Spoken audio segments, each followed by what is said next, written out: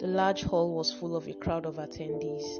The moderator mounted the podium and welcomed the invited guests to the occasion of the World Environmental Day. It was a day Brendalin had looked forward to personally as a guest speaker. The moderator announced, "As we all know, the theme of this year's WED is ecosystem restoration. I will direct questions relating to the topic on each of our guests so that we can hear their views on the subject matter." She continued, "Let's start with Dr. Obel Kazel." The microphone was handed over to a short, dark-skinned man. "Welcome, doctor," said the moderator, beaming with smiles. "Thank you, ma'am," he replied. "Can you please tell us what you know about ecosystem restoration and global issues arising on the subject?" the moderator finally said. Brendalin had her eyes fixed on Dr. Orwell as she heard the question, but distraction soon set in as she became absent-minded. The doctor had diagnosed her of attention deficit hyperactivity disorder. Getting her mind to focus on her environment had always been a struggle for her. She had tried to take measures prescribed by a psychologist, but oftentimes she accepted the condition as her fate. What even made her believe she could impact the world in spite of her state?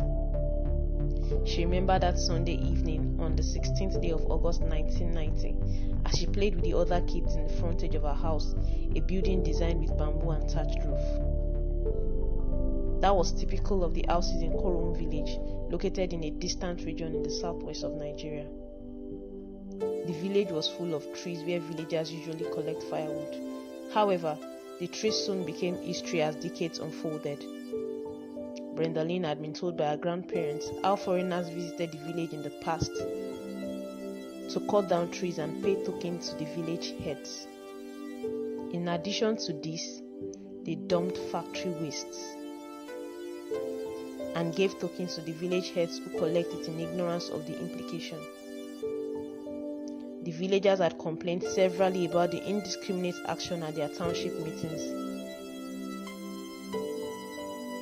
They had asked the village heads to build drainages and create a good system for their domestic waste disposal, but all their clamor had fallen on deaf ears. Soon, there were raindrops, and the kids ran to a nearby stream to play. Whoosh! The water made sounds as the kids played and threw water at each other.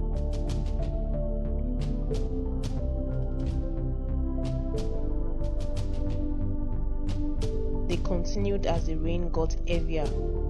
Finally, they ran to their different homes after having enough taste of the rain.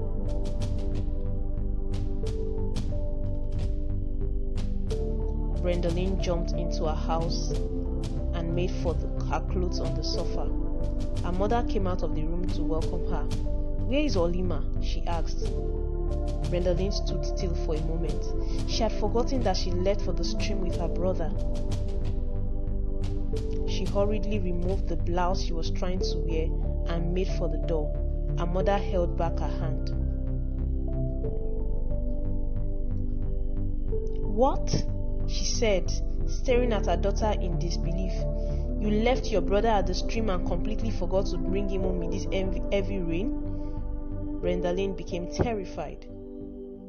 "Is there a demon behind this your forgetfulness?" Her mother moved towards her. "Come show me the place," she said, dragging Brendalin as they both made their way towards the door.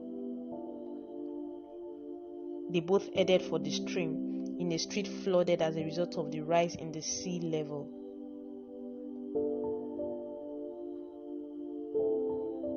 They searched everywhere.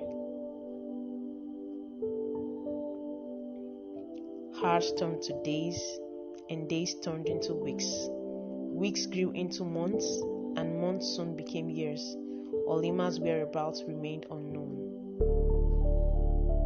"Miss Brendalin," the lady seated next to her called. "Yes?" She jerked up quickly. "Oh, sorry, please, I'm very sorry." "It's your turn to speak," said the moderator, perplexed. "Could you please repeat your question?" she said. "Miss Brendalin, we want you to propose ways to prevent and reverse the degradation of the ecosystem," the moderator replied. Okay, thank you, Brendalin said, smiling. I'm indeed honored to be here. Many of you have read my story in the book I titled The Journey to Freedom, how I lost my brother at a young age to a flash flood caused by some human-induced environmental disasters that happened in my village. Let me quickly state that we must realize that the journey towards ecosystem restoration is not politics. Rather, it's a responsibility that must be embraced by all. One of the ways we can save our environment is by forest conservation. Forests are nature's recycling machine. They take in carbon dioxide and produce the oxygen we breathe in as humans. This also helps to reduce the amount of carbon dioxide released into the air as one of the greenhouse gases that propel climate change. Forests also protect plants and animals. The leaves that fall from the trees help to prevent soil erosion. Animals also depend on forests for food and habitation. Deforestation has led to the continued existence of endangered species in lands where animals inhabit. Forests play an important role in water cycle when trees sap water from the earth and release it back to the atmosphere. In India, back in the 1970s, there was a non-violent social and ecological movement by rural villagers, popularly known as Chipko movement. This protest recorded a series of success and led to a massive reforestation effort that resulted in the planting of more than 1 million trees in the region.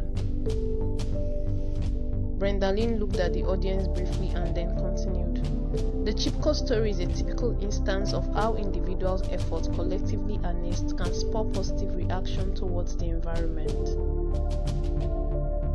Rather than coercive legislations, governments can take advantage of ecotourism to safeguard the environment while generating revenue at the same time. How about water conservation? Statistics reveal that only about half of the fresh water on Earth is drinkable. This raises an urgent call for humans to be cautious of how we use water. Industries should also be made accountable and prevented from dumping wastes in water resources. Governments can also implement conservation-friendly policies. In 1980, Chile launched the privatization of water rights and enshrined it in the constitution. Water conservation also helps to preserve coral reefs. Every living organism is important. Therefore, in preserving the ecosystem, we must adopt a selfless approach. I call on industries to adopt policies that embrace climate change risks and develop affordable and sustainable energy solutions required to advance global prosperity by investing in technology. The Paris Agreement to limit global warming to 1.5 degrees Celsius is possible. We can achieve the transformation to net zero when we imbibe the culture of recycling our waste and reduce the use of fossil fuels.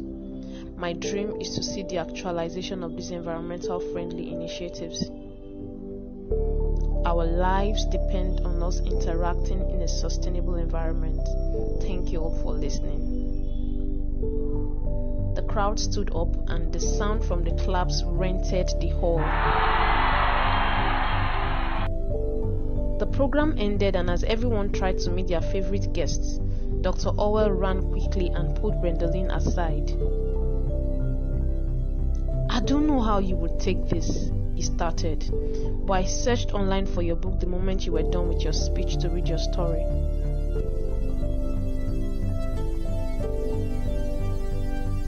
I share a similar experience. I lived with a foreigner who told me I was picked up by the seaside in a village after a heavy thunderstorm. He wrote the name of the place as Korung. He also told me that he asked of my name after he saved me, but I gave him a name he couldn't pronounce well, which is why I chose the English name that has the closest pronunciation. Orwell, he said as he held her right hand.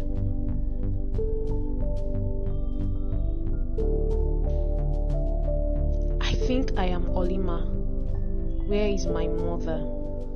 What? Brendalin said faintly with tears in her eyes. The duo hugged and wept.